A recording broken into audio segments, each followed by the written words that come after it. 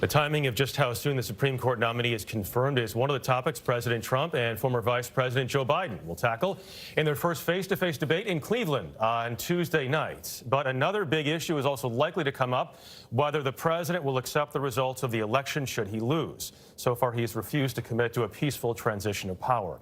Ed O'Keefe has more from Washington this morning. Ed, good morning to you. Good morning, Jeff. Voting is already underway in one way or another in 27 states, and with 38 days to go until Election Day and just 3 days until their first face-to-face encounter, President Trump and Joe Biden are taking wildly different approaches to debate prep. Joe Biden traveled to the U.S. Capitol Friday to attend the memorial service for Supreme Court Justice Ruth Bader Ginsburg, the Democratic presidential candidate's first in-person appearance with his running mate Kamala Harris since the Democratic convention more than a month ago. I was the chairman of the committee, and I was when she was confirmed. In an interview that aired Friday, Biden responded to President Trump's recent refusal to pledge a peaceful transfer of power if he loses. We'll have an election in this country as we always have had, and he'll leave.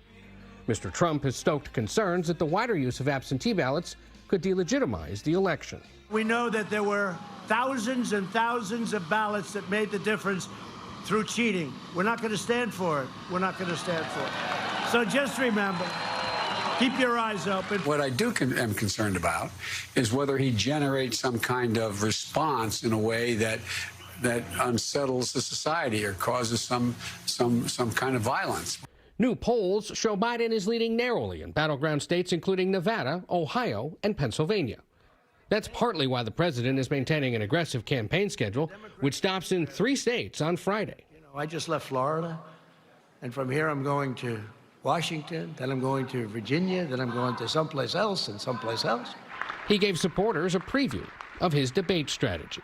So Biden's a weak guy, I think. We have a debate coming up. It'll be interesting. It's like going into a match, same kind of thing, a little bit less physical.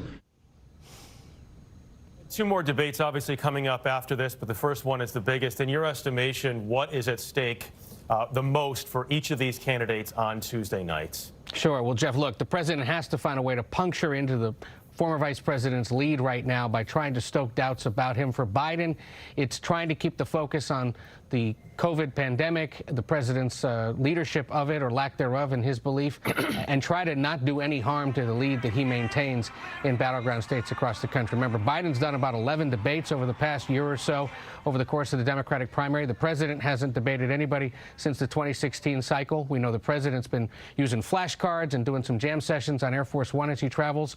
Biden is spending the weekend with aides getting ready. And Ed, as we mentioned earlier, the president said he may not accept the results of the election. It's been talked about a lot this week, but the process of a potential transition is already underway. Can you talk about that a little bit? Yeah, that's an important thing to keep in mind. There actually is federal law that requires the Trump administration and the Biden campaign to begin working together on a potential transition. So the Biden team is already in place. They're mostly working virtually, but there is office space for them here in Washington if they need to use it.